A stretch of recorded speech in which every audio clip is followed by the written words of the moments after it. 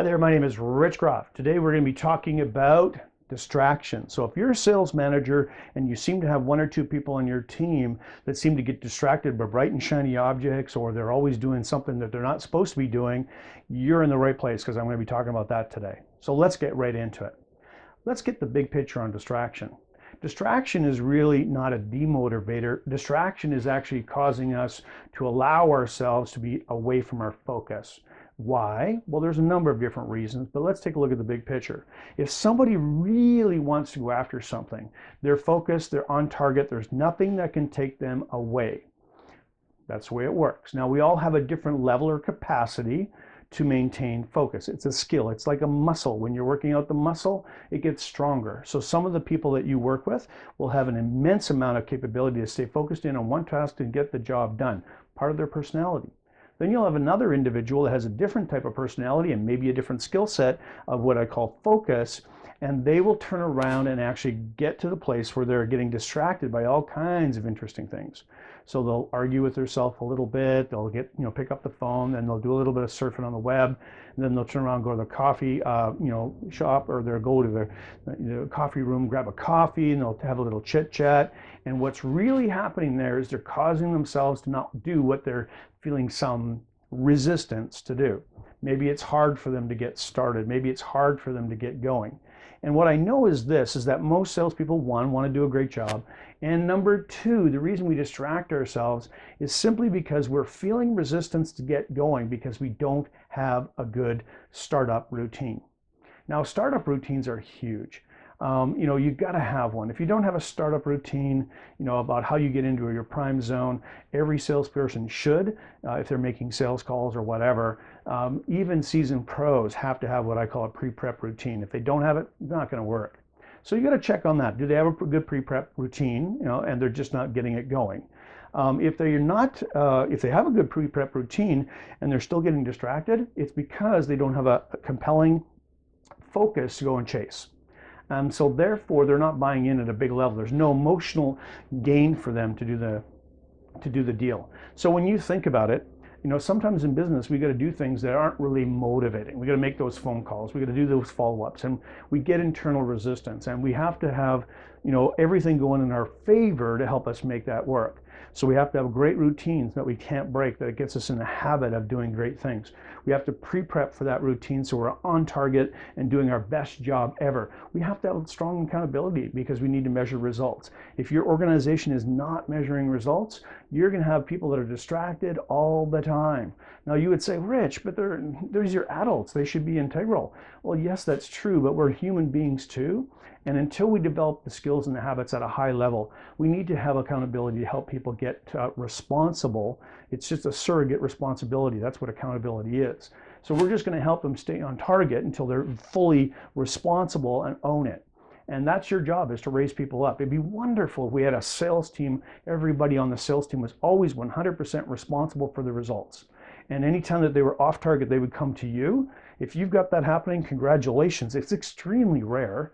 But even those people that will come to you all the time occasionally will fall off.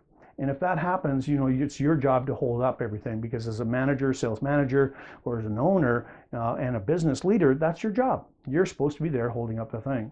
So I'm going to give you the 4 different styles of distractions. I'm going to explain them a little bit. You'll probably laugh and go, of course, I know all of those. Done them all myself. Or you might say, well, I've got 3 people doing those right now. Either way, let's have a little bit of fun with it. The first one we talk about is lack of confidence. Lack of confidence. Now, lack of confidence can be in their own personal ability or in the specific skill that they're having to do that day to get things done. So if it was phoning past clients, it maybe is I don't know how to handle the objections. So you got to check in with them to see if their confidence level is about a skill or if it's about a personal thing that they've got going on inside themselves. And that changes, by the way, from time to time. You can have somebody that's, solid all the time, and those people are few and rare. Most of the times, we've got a personal life, and sometimes in a personal life, you can get kicked in the tummy, and it can take your wind out, and your self-confidence drop down a couple notches, and it will affect your ability to produce results. So if you're seeing that in somebody, be gentle with them and understand it. You don't want to enable bad behavior, of course, but you do want to understand the context of what's really happening. And you might say, well, hey, you know what? They shouldn't bring their personal life to work. Forget that idea. We're human beings. We will bring the stuff. It's a learned skill. If you can actually isolate and stay away and segregate the two, very, very difficult. It's a high level skill I teach to my business leaders. It's very, very difficult.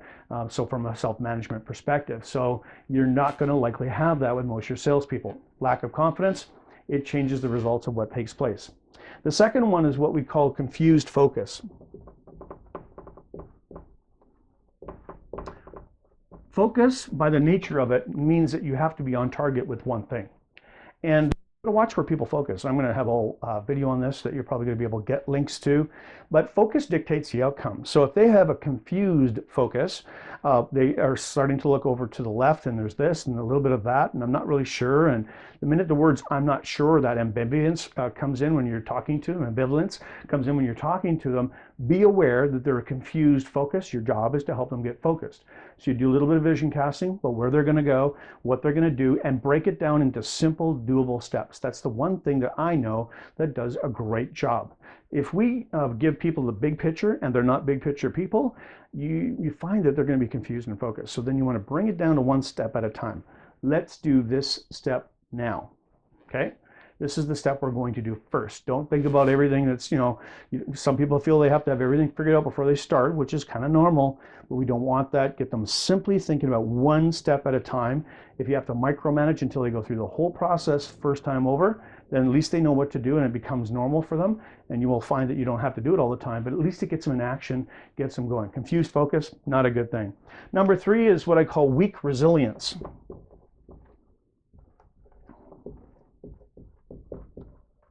Weak resilience muscles, resilience, or to be able to bounce back.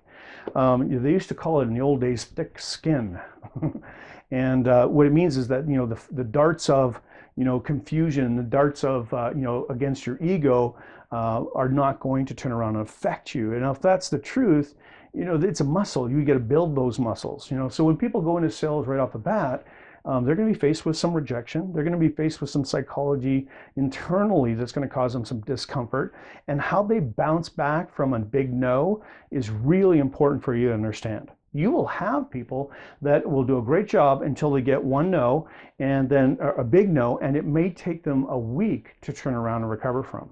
I think of one person that I worked with in a sales environment, and very bad scenario with a client, finally made the deal, and literally it wiped her out for 2 weeks.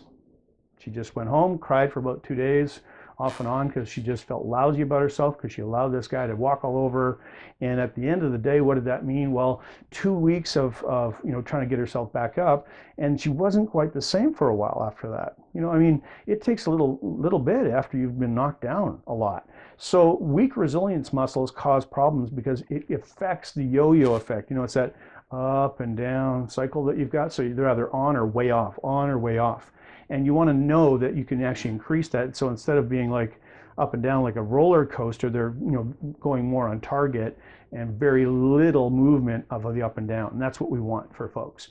So weak resilience muscles, got to watch it, and you'll know, because 1 minute they're down, the next minute they're up. Those people, you have to have a very clear awareness of what's going on to catch them before they drop down. And if you do that, it can save you lots and lots and lots in sales. Now, the last one is what I call lack of positive stimulation. Lack of positive stimulation. Now, why is that important? Well, if the environment is very negative, it will eventually affect even the seasoned pros. Period. That's just the reality of life. If you're around a situation that's always negative, negative, negative, you're going to find it's going to be problems. So if you've got an environment where you've got 2 people working together, one of them's negative Nancy and the other one's trying to do a great job, one's going to affect the other, and whoever's the strongest will affect the other one. And so, it's going to probably be the negative, because as we know, one negative comment can actually pierce, a lot of great work when it comes to positive talk. So, the 10-to-1 ratio, literally. So if they've got a lack of negative or lack of positive stimulation in their environment, it's your job to make sure the environment's healthy for proper production. And so if you've got somebody that's really having a bad attitude, or it's filtering off, people affect people, and you got to know it. If they have their own personal bad attitude, well, that's something else you get to work with, but that's a different story, and we'll talk about that again. So these have been the different ways that people get distracted.